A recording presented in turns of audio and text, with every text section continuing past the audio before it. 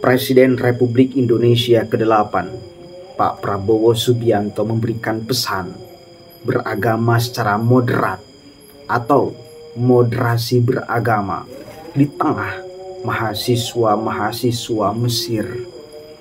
Beliau memberikan satu contoh barometer di dalam kita beragama, yaitu Gus Dur. Bagaimana sikap-sikap Gus Dur di dalam banyak hal. Kita bacakan Fatihah dulu untuk beliau. Lahul Fatihah. Bismillahirrahmanirrahim. Alhamdulillahirabbil alamin arrahmanirrahim. Iyyaka na'budu wa iyyaka nasta'in. Ihdinas siratal mustaqim. Shiratal ladzina an'amta 'alaihim ghairil maghdubi 'alaihim waladdallin. Kita yakin, kita percaya meskipun Gus Dur telah wafat secara jasadi, tetapi ruhnya masih hidup. Kemanfaatan pikiran-pikirannya masih kita rasakan, bukan hanya di Indonesia tetapi di kancah dunia. Sementara di sisi lain ada orang seperti Rizik Syihab yang menghakimi, mencaci maki, merendahkan, menghina Gus Dur, buta mata, buta hati. Kabar Gus Dur sekarang kita tahu sama-sama. Kabar Rizik sekarang tahu nggak seperti apa? Kenapa Pak Prabowo tidak mencontohkan pikirannya? Pikiran orang Islam itu seperti Rizik Syihab, malah Gus Dur. Coba kita lihat, kita dengarkan dulu sama-sama. Ini dijadikan bahan perbincangan cukup serius di TV One. Ada Wakil Ketua MUI bicara di sana mengenai brilian sikap Pak Prabowo di dalam urusan moderasi beragama.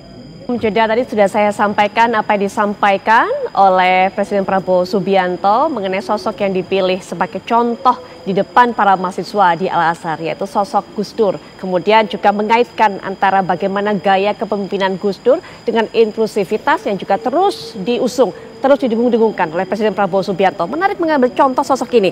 Menurut Prof? Ya, saya kira kan beliau sosok yang istimewa ya bagi Indonesia dan tentu juga bagi dunia ya pada umumnya. Walaupun beliau telah wafat, tapi kan pikiran-pikiran beliau masih hidup itu ya, dan sangat bermanfaat bagi bangsa Indonesia, terutama yang mayoritas Muslim. Dan pikiran beliau kemudian memberikan proteksi, penghargaan kepada minoritas, itu kan sangat relevan ya. Dan ya tradisi beliau kan dari Jombang ya. Saya sendiri kan, saya juga dari Jombang ya. Itu kan sebuah tradisi yang kombinasi antara hijau dan abang ya, yang harmonis antara yang merah dan yang hijau itu menjadi sebuah kesatuan. Dan tradisi kami di Jombang itu kan sudah terbiasa ya, antara sebagai kota santri atau kota toleransi yang memang menunjukkan pentingnya harmonisasi ya di dalam hidup. Nah, pikiran-pikiran yang berkembang dari beliau, pengalaman beliau dari pesantren, kemudian belajar di luar negeri, berinteraksi secara luas ya, lintas agama, pemikiran, itu kan kemudian yang mengantarkan, mewariskan ya kepada kami bangsa Indonesia itu sebuah pemikiran yang maju ke depan gitu ya, bahwa tentu sebagai kelompok mayoritas tidak bisa semena-mena, tapi kan harus menjaga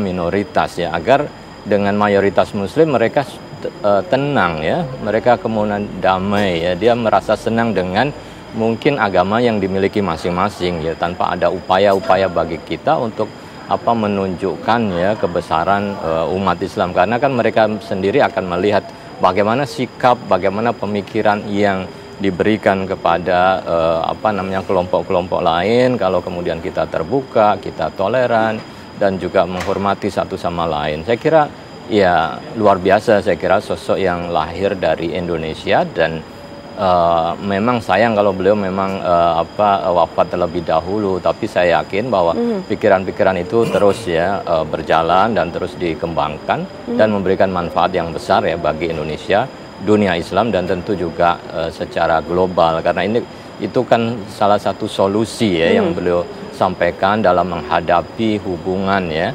antar agama, kebangsaan, dan diberikan fondasi yang kuat Sebagai umat beragama itu bagaimana kemudian hidup berbangsa dan bernegara. Saya kira cocok kemudian itu disampaikan kembali oleh Pak Prabowo di level internasional di Mesir, dan itu pasti akan dikutip oleh media-media internasional dan mengangkat kembali Indonesia. Baik, Pak Yai, pesan inklusivitas juga ditekankan berkali-kali oleh Pak Presiden Prabowo Subianto, termasuk kali ini ketika berbicara mengenai kehidupan beragama.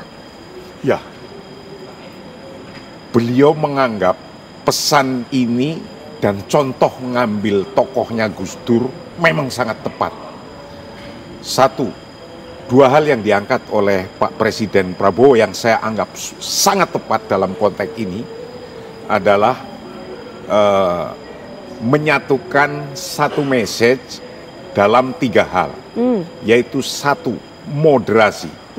Moderasi ini sesungguhnya vaksin dari dua hal lainnya.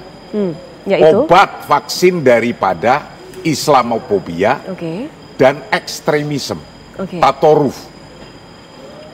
Obat vaksin dari Islamofobia dan tatoruf atau ekstremisme, ya tasamuh itu.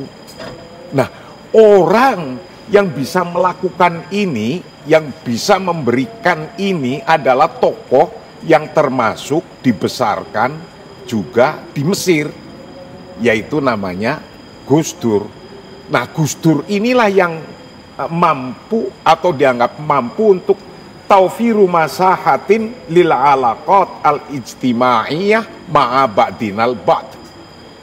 Tokoh Gus Dur ini adalah tokoh yang mampu untuk memberikan ruangan dalam kehidupan sosial untuk semua golongan apa saja. Yang agamanya berbeda, yang culture-nya berbeda, yang bahasanya berbeda. Oleh Gus Dur itu yang mampu taufirul masahah lil alaqat al-ijtimaiyah, yaitu untuk hubungan sosial itu. Gus Dur juga bisa menyontohkan bahwa hidup berbangsa ini seperti rumah besar, seperti bangunan rumah besar. Ada ruangan publik, ada ruangan privasi. Ruangan publik kalau di rumah disebut ruang tamu, itu ruangan publik. Itu disebut ruangan muamalah. Siapa saja boleh masuk itu, masuk di situ bersama-sama, walaupun background agamanya berbeda-beda.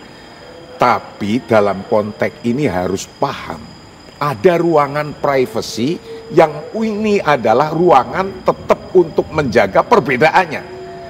Ruangan privasi dalam beragama adalah tauhid kita, keyakinan kita.